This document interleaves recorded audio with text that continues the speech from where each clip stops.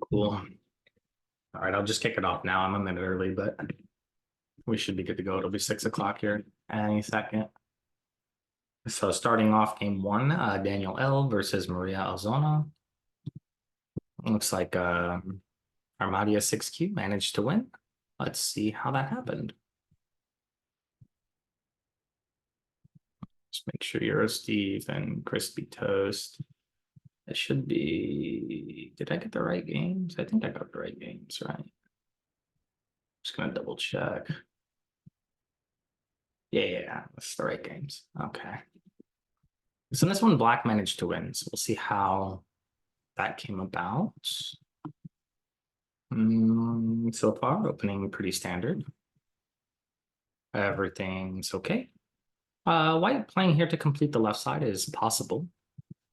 Usually in the opening, we prefer to enclose corners or approach unfinished corners before occupying side points.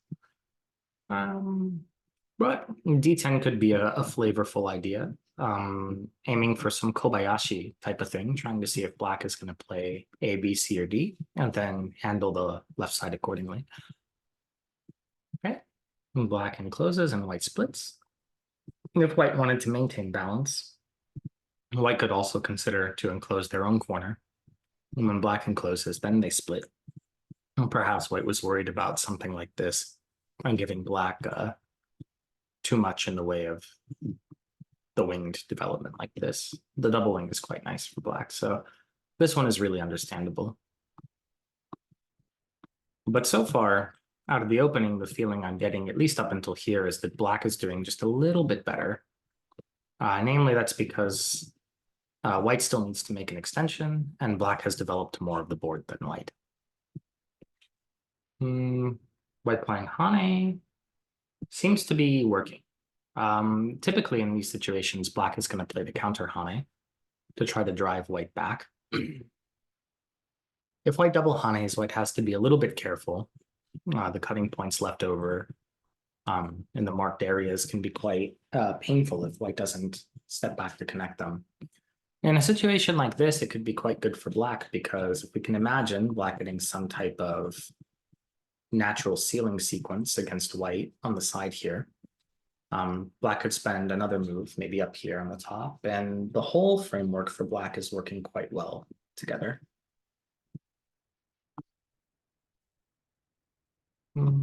Jumping might be just a little bit submissive. This is going to allow White to stretch forward, and then later White can even think about trying to cut. It's difficult for Black to give Atari at 6 because White can break through with 7 to 11, leaving Black in relatively weird shape outside. Now, granted, there are cutting points that we have to worry about as well, but this cutting point can be defended locally with Atari 13 and Bamboo at 15. It's kind of like a fighting shape has formed, except it's a little bit risky, I think, for Black. And if Black answers with something like this one, this would be looking to get ahead of White's push and cut by setting up the ladder. Then it's already an okay exchange for White because Black has now been flattened to the 4th line and White can even expand all the way to 3. If Black pinches, we can enjoy to jump and then enclose at 7. Overall flow feels quite good for White here. But White jumps into the corner and then Black blocks the inside, perhaps alluding that Black wants to take Sente to check at A or B. Or possibly Black is thinking to play a switching direction at C. Usually it's simpler for Black to block this way, and if White continues, then we can play here to extend, or we can play here to negate. The stone does make a small difference in the fighting variation. For example, if White plays something like this, Black almost immediately wants to come out, because if Black plays this variation, White might go for some immediate surround. It could get quite messy. So there's a possibility that R10 is going to be useful for that. But in this case, Black is also getting quite a good topside position. So Black may even end up choosing to play something a little bit more sacrificial like this. But okay, let's see what Black chose. In the game, Black played this extension. Okay, so it looks like Black is going to forego any development of a territory up here. It's fine. And black is going to instead aim for one of the two checking moves at A or B. Okay, and then this one.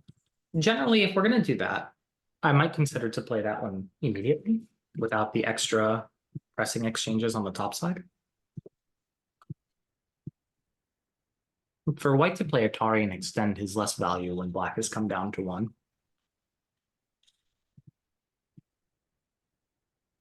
After this one, black might consider going from this way, because if white takes a base, black can play this Hane diagonal and really start squeezing the white position.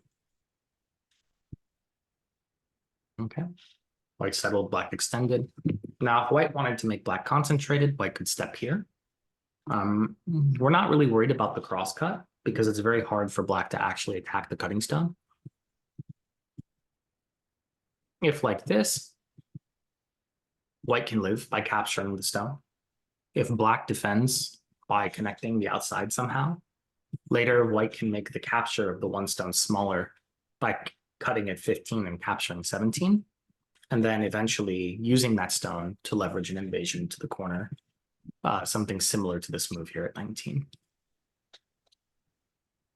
And so this one, this touching is a very common method to limit the usefulness of black's influence. If white plays away, something like this, then it's possible black could play a pressing idea, maybe something like this one. And this is really, really good for the whole development of the black area towards the center. Maybe in that case, white would have to answer something a little more aggressive, in which case black is very, very happy to separate the marked stone. Here, black is spending a lot of time pushing with white. I would question why that is. Generally, when we're thinking about whether we should be extending with the enemy here, what we're really trying to figure out is how powerful is white's Hane follow-up. So we can use a method of calculation in our mind where we pass and we give white the next move. How detrimental is white's Hane to black here? The key is black has 4 liberties even after white's Hane. We're not quite in danger yet. Even we can just extend. If white pulls back, we can play a tiger's mouth or even push. And overall, we maintain a very strong and well-connected shape. Now keep in mind, in this readout, this is with white playing first, and black has passed. So black has a free move black can put anywhere on the board. When the Hane follow-up is not severe for the opponent, it's okay for black to put that marker in their head and go, okay, now I can Tanuki. So here, instead of defending, black should be playing for the big place. I can really recommend this one. Or this Hane is also quite big. Okay, but black fixed up the shape in Gote. The value here is very low because of the white sequence of pushing on the second line. And now white has managed to get to A. White is stabilizing a little bit in this game.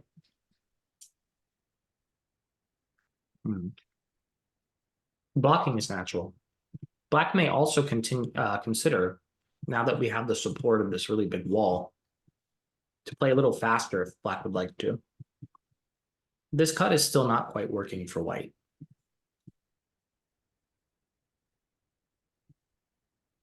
Even if it goes like this, black can still play something like that in the future. Of course, black doesn't have to just passively accept everything either. During this type of situation, if black was worried, black could even consider to play something a little bit more aggressive like this. Now black is playing away. Black is not exchanging the extension, it seems, because they're realizing that the push and cut follow-up is not quite severe enough. It seems it's going to be very difficult to have a fighting with white, even if maybe this, or maybe they were worried about just extending and not having enough. In reality, though, it seems the 3 stones are maybe not the safest. The Aji is quite dirty. If white is forced to take the corner, there's a cutting point here for black that catches 3 stones. So it still seems that this extend at 1 might hold quite a bit of value for black in terms of the shape here. Okay, but black is rushing. A good thing for the white player to remember, this exchange bumping into the knight's move, even if it's followed up by cutting, but even followed up by the hane, is usually considered a vulgar exchange. This AB is kind of like removing a liberty type of idea. We only really need to make it if we're preventing a wedge. In this case, black will have the ability to double hane.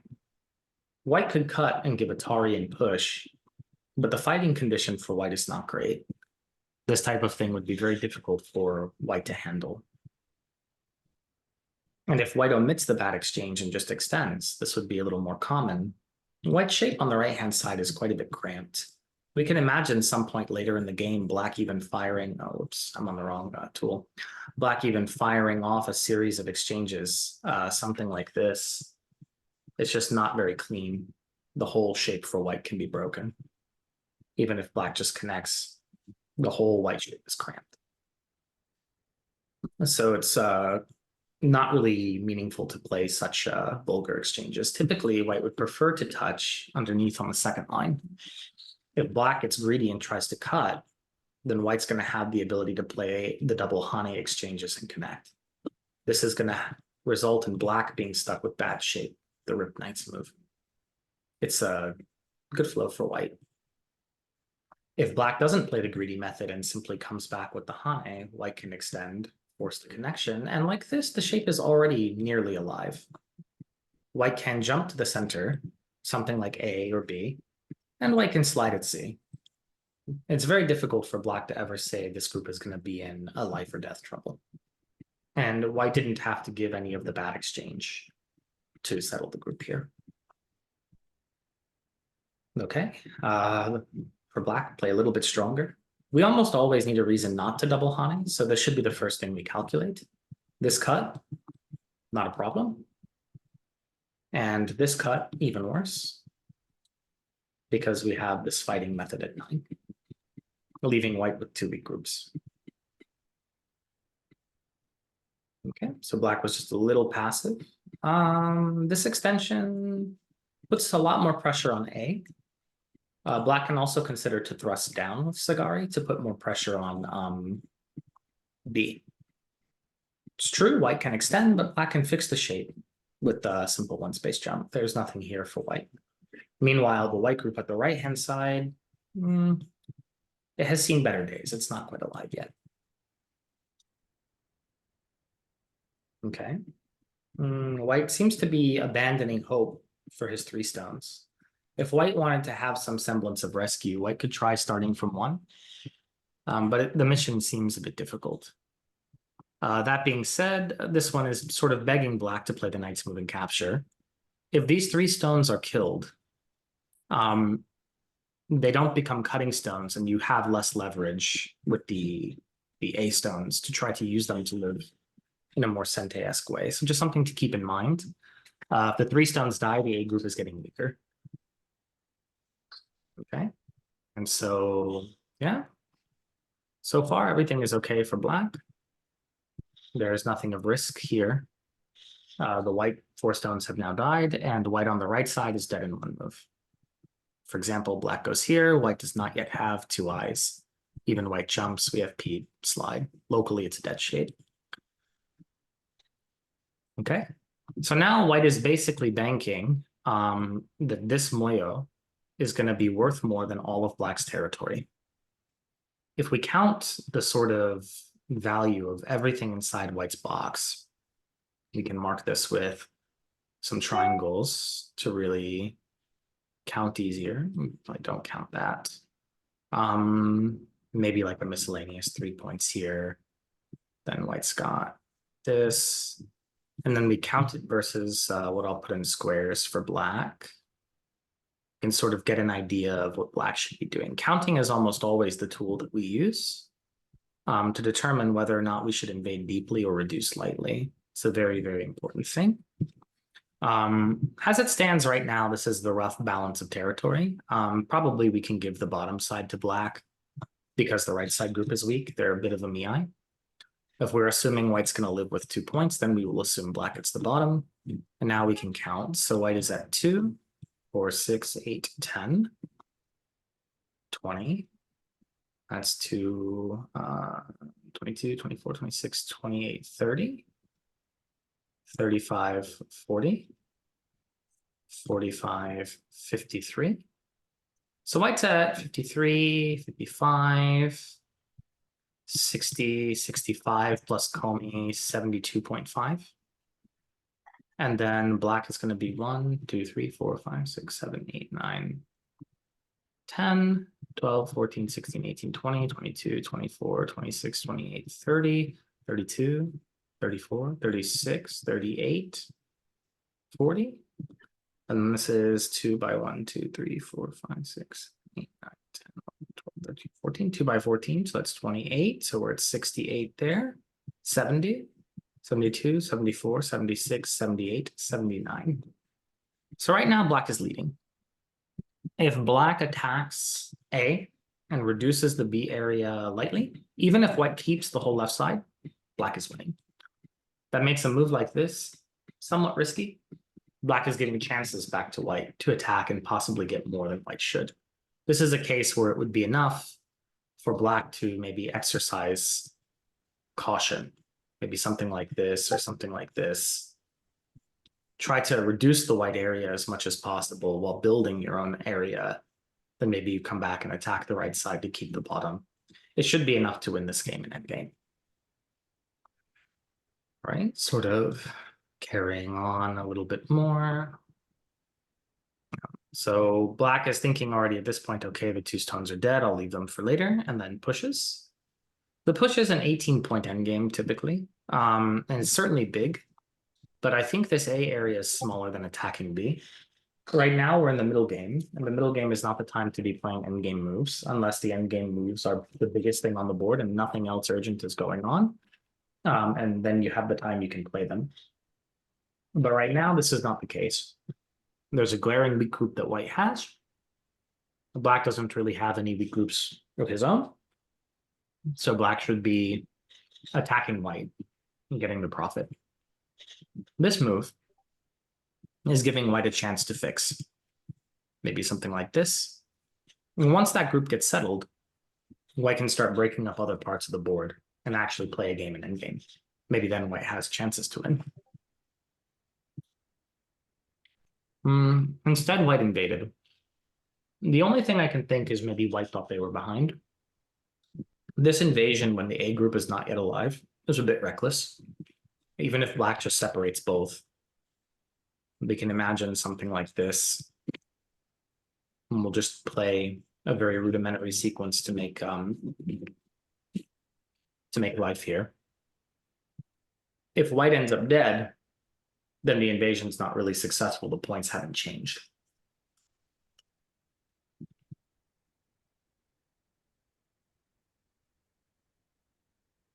And so this one is a bit of an overplay.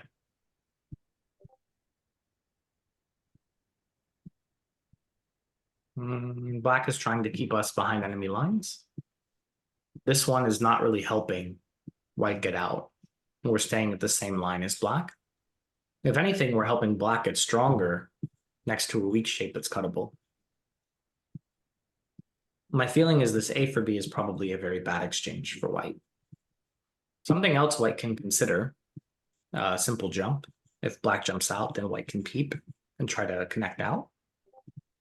Another thing white can really try to do is maybe invade, something like P3.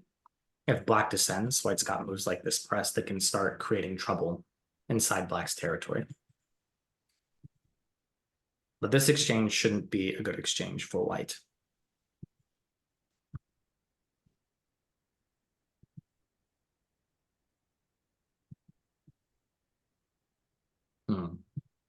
This one doesn't work to cut white, but simply playing this one does keep white disconnected from K8. This one would probably be enough. This one leaves black in bad shape. White at any point can extend forward. It's quite big. Aiming for this attach at A to take advantage of the Dami Zumari that black is now putting himself in.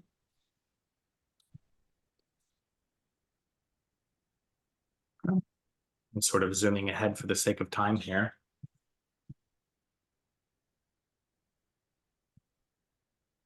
White is connected and alive. And now black is starting the mission to break in the left. So the count changes a little bit from before because white got to break this whole area.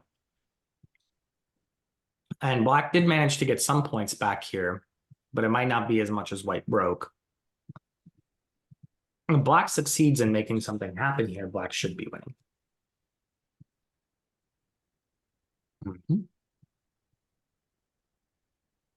That was a good sacrifice.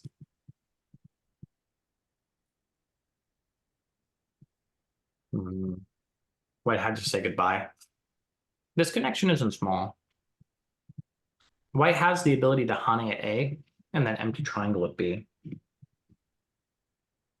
And just to kind of show it, Hane, we force connect, we empty triangle, and then we cut.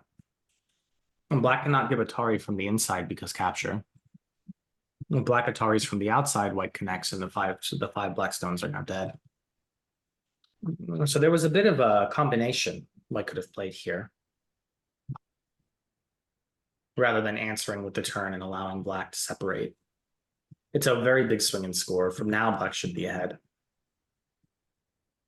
And sort of going through the rest of the end game. Both players just hiding the border. Can't imagine too many other exciting things are going to happen. Although I've been wrong before. Yeah. Seems like everything is pretty much done. All right, cool. In this game, I think black started off very strong, got a very good lead in development. At this point, white felt a little slow, but then when white got to extend to A and make black to play these two extra exchanges that were very low value, I think white was able to come back a little bit from the lack of development and even be ahead a little from this point. For black, what I would recommend is just always consider the pass reading method where we think, okay, my opponent played a move. What happens if I pass in my head and my opponent follows their move up? What does that look like, and do I mind that? Because very often that method of reading can be used to identify when your opponent has played a real threat or a passing move that allows you to take Sente and play in the big place. For white, I think the biggest transgression of the game where white starts to lose it again was that white cut, which was a bit of an overplay on this board, starting a second weak group before their first weak group at 1 was finished. Leaving weak groups behind like that is going to make it hard for you to move to other important areas of the board because you always have to come back to care about the weak group. You can't allow it to die. It's too many points. So for white, I would say learn it's okay to be patient. You can just defend your weak group with the normal method. And then if you want to take Sente from that point, do it when the group is stable. This is a very common shape that's easy to make live, especially when it has two modes for life. You can find it on Sensei's library. There are many videos about this particular one on YouTube. All right, we'll move on to the next game. This game was EuroSteve versus Mixelplix M. Don't know if it's reference to the streamer, but I think there's a streamer named Mixelplix too. And it looks like white won this game by a pretty convincing margin the whole way through, starting right around move 40. Let's go ahead and take a look. And by the way, if either of these players are in the call, feel free to ask questions. So already we've got a nearly symmetrical opening. Not one that we see very often, but perfectly playable. And then black using the orthodox Fuseki, one of the older strategies, splitting the board up into smaller territories. It's possible. Black can do anything, really. And close around A, approach B, come in at C, play D, all fine. Stylistic. Settling locally is making sense. This one's a bit thick. We can have the same level of thickness and play just a little bit faster with the one space jump. This one does yield one extra forcing move, but against the forcing move, you can simply Hane. There's no working cut for white directly. Sometimes it's possible if liberties are taken later in the game that this cut might lead to a tesuji here, but that's very rare. Still worth noting, I suppose. Another common method for black is to play this one, but presumably black doesn't want to get into the complications that are involved with this joseki. But okay, first move of the game that was a little bit slack. White approaches. Settles. It's all normal. And then this one. I encounter this move a lot when players are unsure where to go. The board is so open, how do you choose? One of the standard methods is to count space.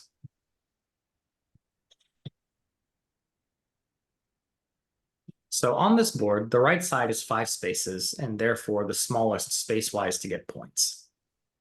Both the top and bottom are the same, 7 spaces, and the left side is really the largest one. So that's really where our eye should be drawn at. Now that black is very thick and strong in the corner, black has enough support on the left to go all the way against white's corner and threaten some nasty discoveries. For example, we have an invasion at A, and we have this nasty probing attachment at B.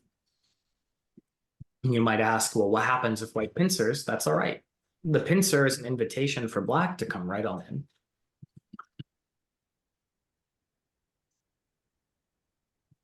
It's going to be very, very difficult for white to kill this black group.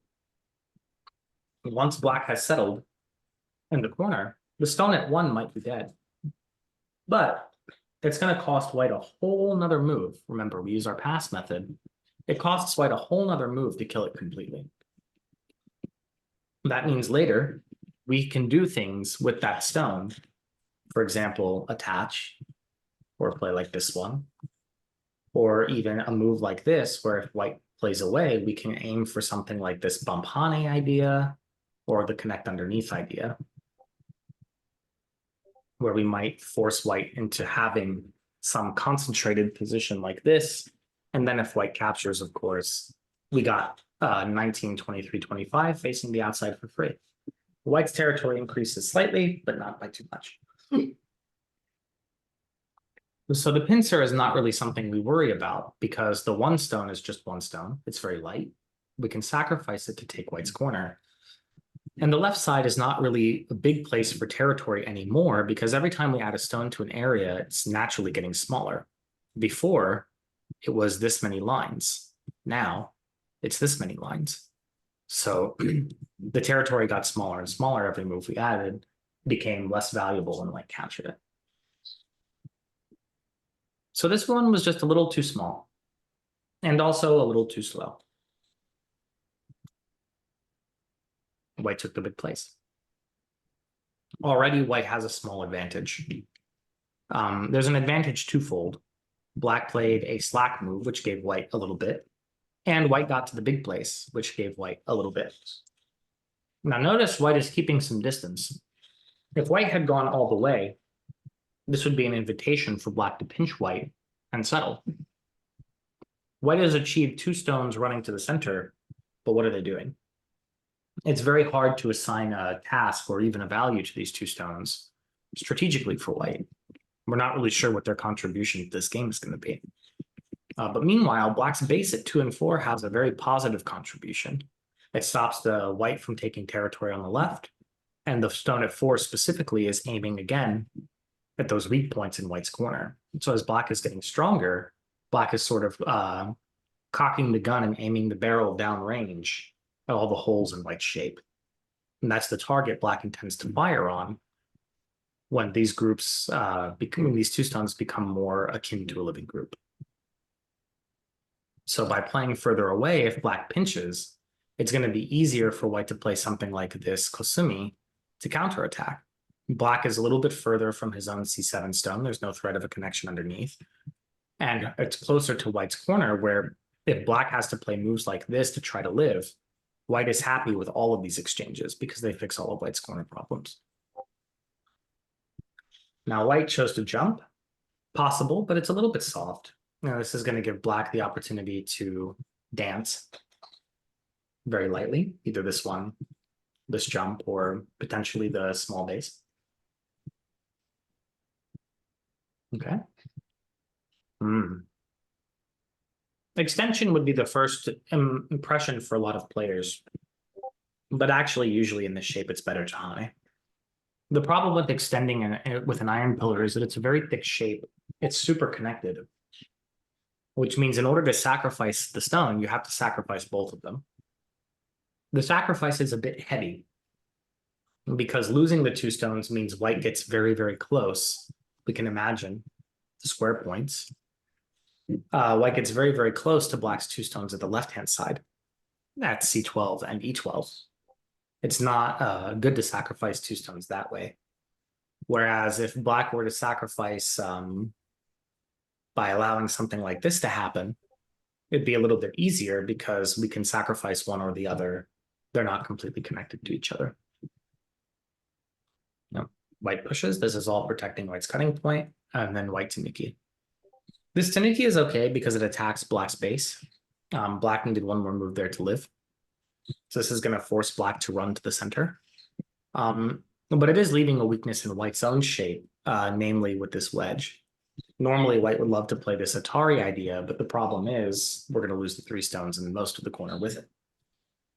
Even this one can sometimes be working if white is not able to win a semi-eye against the corner. So white is sort of taking a liberty, allowing black to get to that corner point first, but white's threat is that white is going to be able to kill pretty much on the next step. Black doesn't have two eyes in the corner. This is a one-eye shape. So that's white's statement. It's a powerful move. This attachment might be looking for the cut. The problem is white can extend. If white was guaranteed to play Atari and give this to black, black could live. This L4 on the side shape is a living form. Not possible for white to kill it.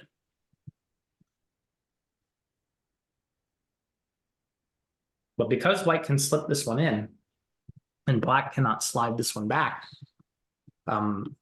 we're again at the point where black is now down to one eye. Now white's consolidating the advantage even further.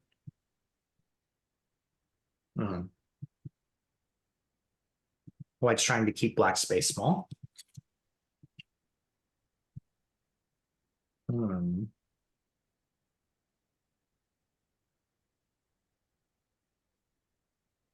If I'm black, I think right now I really want to cut. Very often in this shape, this cut is a useful probe. We want to find out which way white's going to Atari. If white starts with B, this is enough to live immediately in the corner. We make the straight 4, which is a living group yet again. Same mi as before. If white plays A, this exchange 1 for 2 does something very important. Now black is going to think about this hane. Before it was hard to think about because white had a cut here.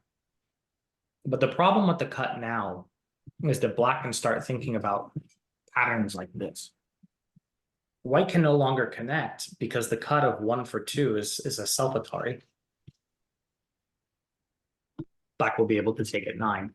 So if black cuts, if black can find the cut in this shape right now, black can live. And it will solve a lot of black's problems. In the game, black missed it, and that allowed white to get this press. And then this block, which is removing a lot of black's eye space. Now, it's very hard to see how black is going to find life locally.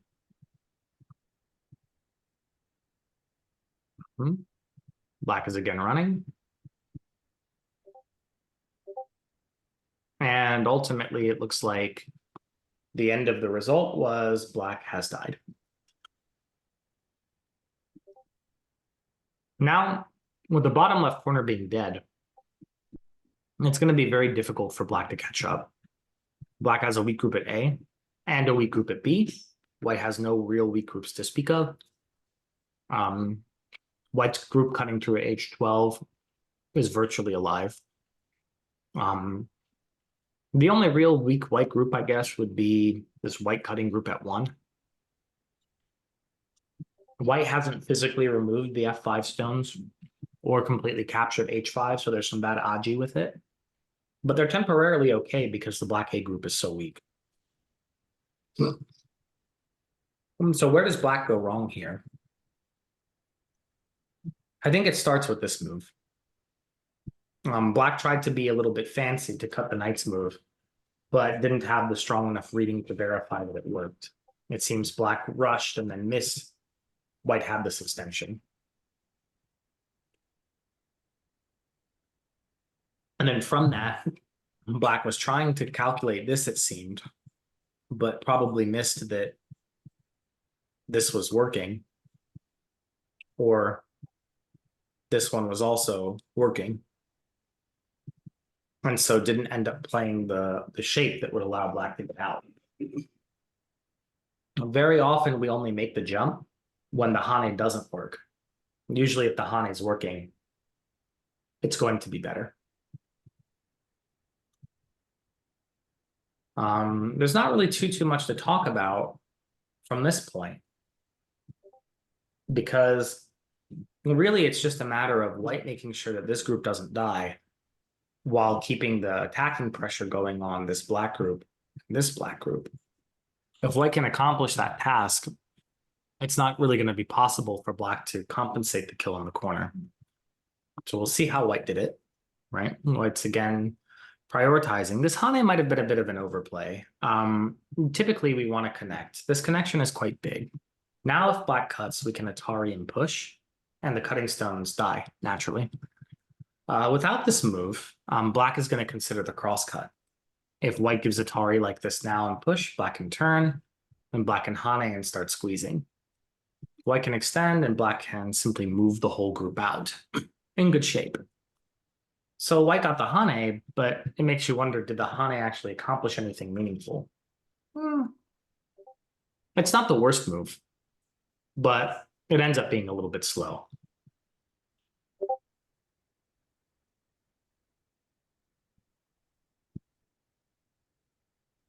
White fixed the shape.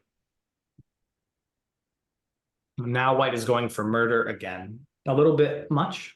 White should prioritize defending their other weak group first. For example, the Atari, quite big. Black's group here is already not alive and floating. And if this group is killable, actually killable, black will need to spend another move anyway. And so better for white to play the defense like this and then prepare to attack the other weak group. Okay, white abandons any hope of killing and then jumps to the right side. It's a big place. Again, I would prioritize the capture of the one stone. Clean up all your bad agi. Attack the center that way. And then go back to the big place. Because if black ignores and plays over here, white's not particularly worried about this type of development. Black is self-harming in the center. It's not going to work out well for black. Even there's a cut, we can counter cut like this.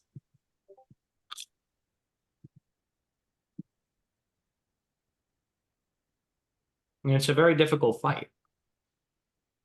Black still needs to add one more move. White can increase the sacrifice. Black can do whatever black needs to do. We'll just assume this is enough.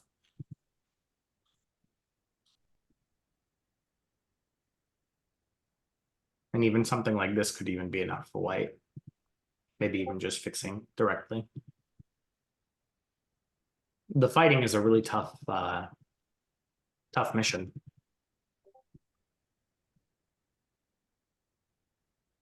Okay. This is good by black, taking advantage of white's lapse.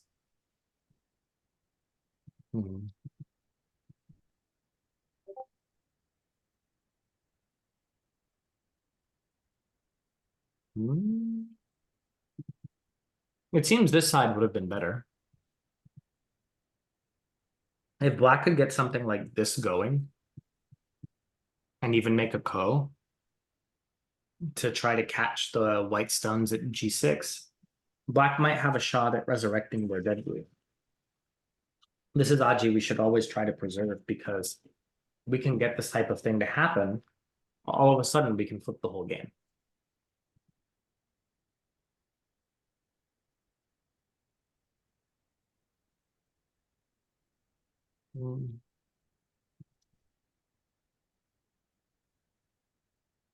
Right.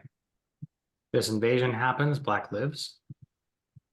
White fixes, continues to press. The problem with all of it is that black just still hasn't earned enough territory back to compensate the bottom left corner.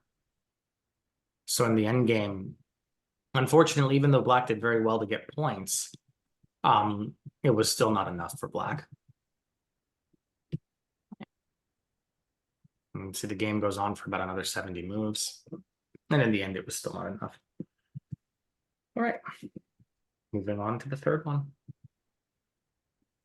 In this game, we have Ding Dong CA. I'm assuming that's California versus Crispy Toast. Looks like black had a pretty commanding lead also from about move 30, 35 for the whole game. A lot of sort of like very convincing wins to this week's reviews. This is sort of like an old school thing we used to teach a lot. People who have learned Go maybe 15, 20 years ago or taught Go for a very long time will usually teach that once black has played something like A or B, it's usually better to play 1 or 2. And we almost never see 3. And the reason is once black does play like this, white's left side becomes very flat and black's bottom becomes very dynamic. Now, even if white plays something like this, black can even use novelty moves like this attachment at 2. This was popular in professional play for many years to get a decent result out of the position. We could imagine bump, bump, extend, Hane connect, defend. White could play the knight's move. And then very often later, black would play something like this 2-space extension or some such to grow the bottom. And black had a really nice framework.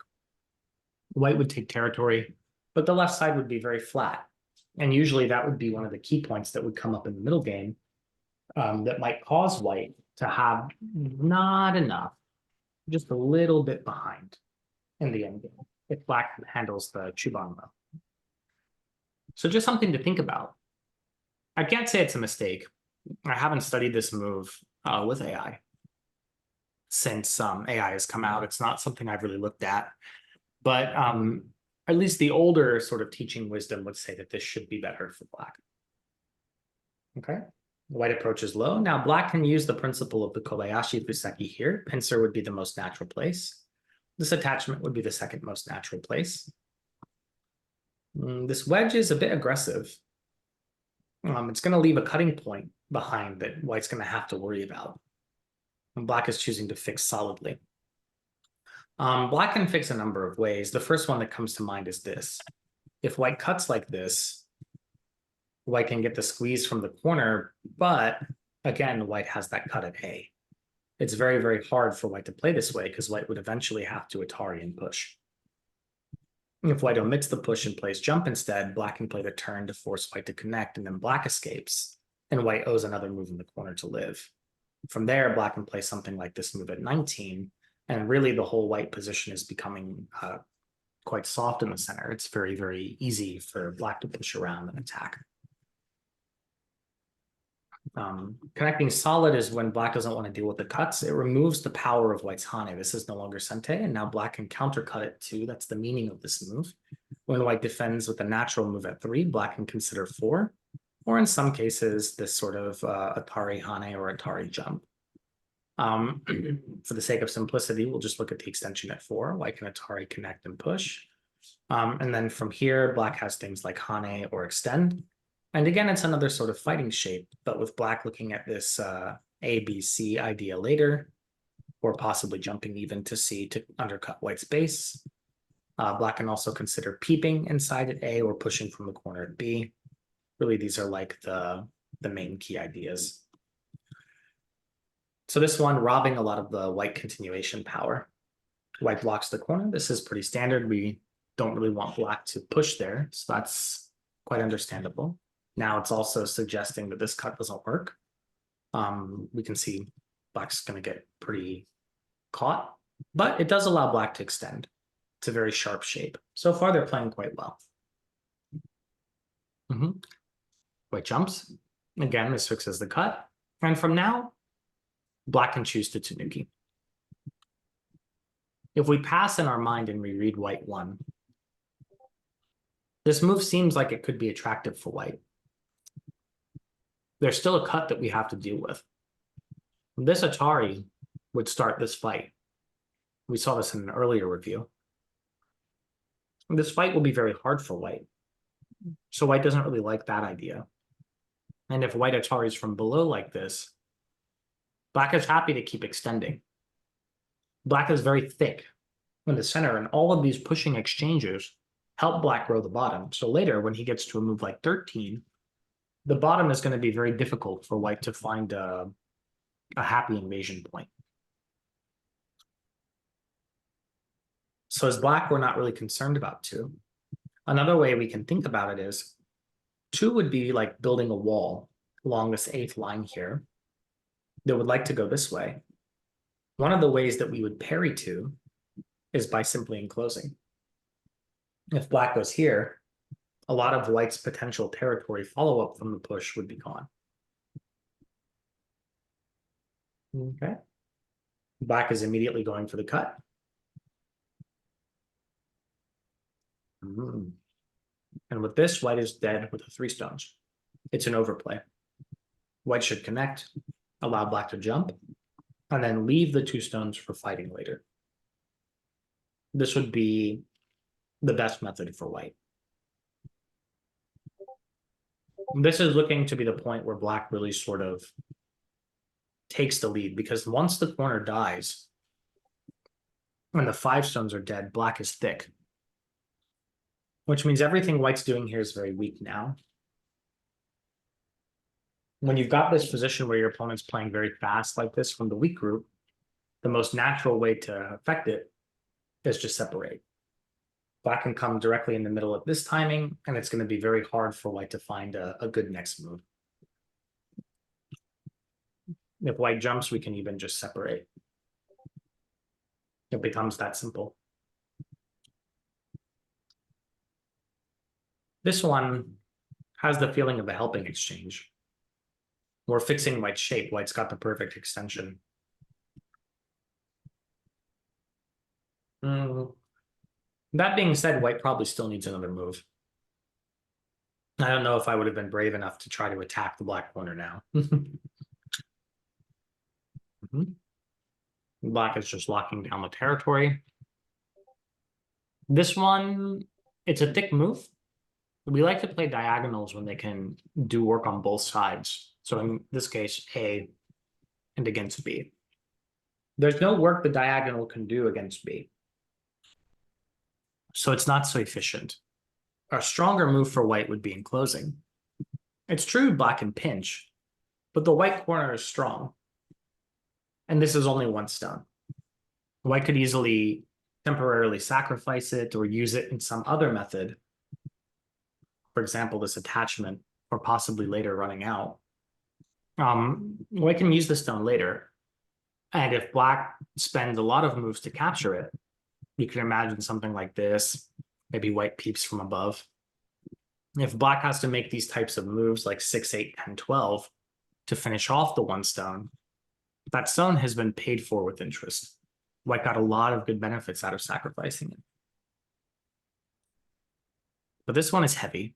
It's inviting black to do a double attack. For example, if black splits and white defends, this move at 3 is still annoying.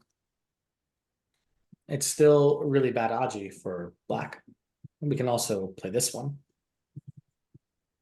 Or for white, rather. And if white defends with some move like 2, then black can come in on the top side with a move around 3 and take away the 2 stones' ability to make a base.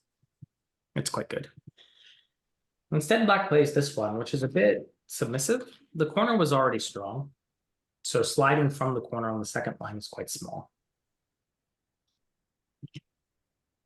and allowed white to back off and make a base. Now black is invading. Basically, black is realizing white doesn't have enough territory to win. And so black is trying to remove all the places white could make a territory. This is a bit egregious. Black can do the same thing by pushing and jumping. This one is much safer. It borrows strength from the already alive corner, stays connected. Whereas black's method of jumping right in the middle leaves a lot to be desired. If white blocks at 1, white has some forcing moves against black's corner with the C18 Hane and the jump cut at B15. And now the one black stone on the left side is also separated and weak, potentially capturable on a large scale. If we can imagine black defending the corner, white might be able to find some timing to play some invading move, like 3, to try to get a move around the 2 triangle points by Sente. If white can get one of the 2 triangle moves by Sente, the A stone begins to be captured on a very large scale.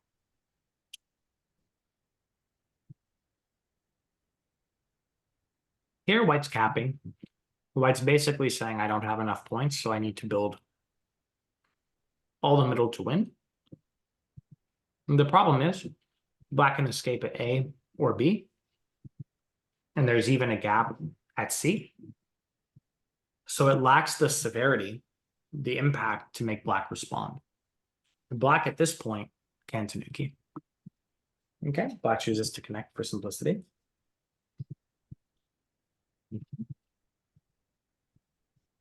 And now reduce.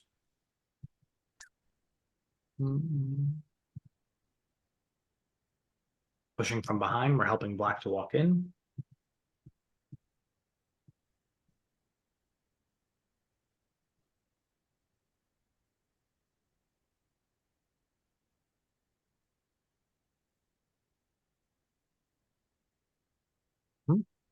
White extended to go back to live the corner. If black wanted to think about killing, black would turn first. If white turns, black can push. If turn, we can push again. Hane, jump, block. This type of thing can be lethal sometimes. And if white extends, white's probably going to live, but black guts the corner that way. Black probably didn't like that. Black could also block this one. This block by white is not going to be Sente, and this is what we call an L+1 shape.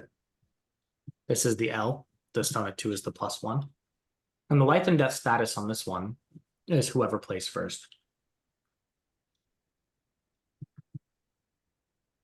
In this case, black has the first hand. White would be dead. So small loss to have to lose these stones in Gote and give white a shape that can live. But black is still leading enough on points that it really doesn't matter much.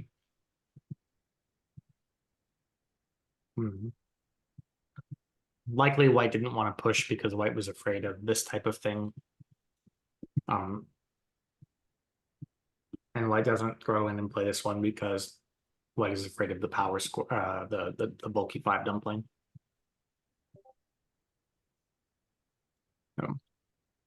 White needs to try to find a way to make a ko. And if white can play this one, black extend, white block, this one would be alive for white. If black jumps, white has throw in Atari. This one is also alive for white. There's no disconnect because capture. And if black connects this one, capture. So the key point for black is usually to pull back like this himself. And then it becomes a sort of 10,000 year ko situation in this type of shape, usually. Maybe it was white starting like this. Yeah, probably something like that, and then make a ko out of it. I always forget I have to refresh myself on how to do the 10,000 year ko looking thing from here. It might be different when white has T5, but you can live immediately with this one. The T3 move is a mistake by black in this position. But okay, we have this this shape. And black is not choosing to play the power square. which I find perplexing. I guess he just believes no matter what, it's going to be fine, and probably it is. White does that and then throws in, take the liberty, then take that one, and take that one. Yeah, it looks like white's going to run the liberties. I had to count it there for a second. Basically, what I was counting was if white had tried something like this, can black ignore? And it looks like black is able to just one eye versus no eye it. And like this one, we can just make this or even just leave it. So white tried to calculate, but it seemed white missed this move. That's quite painful. And with this one, the game is pretty much over. White's whole center got shrunk, and white just doesn't really have enough territory anymore to. White didn't have it for a long time, but white definitely doesn't have enough territory now to catch up. Right? That'll be the end of my review tonight. Sorry for getting a little sloppy with the corner at the end there. But you can study all the long L shapes on Sensei's library also. They've got different variations for when there's the extra leg at A and B and so on and so forth. They're quick memorizations and then just touch up on them every now and again. All right. I will end it here and turn the Zoom over to, I think, either Sean or Michael. Looks like Michael and Sean are both coming in, but Michael is going to be the one that takes over in here. All right. Thank you, everybody. All right. Thank you, Chris.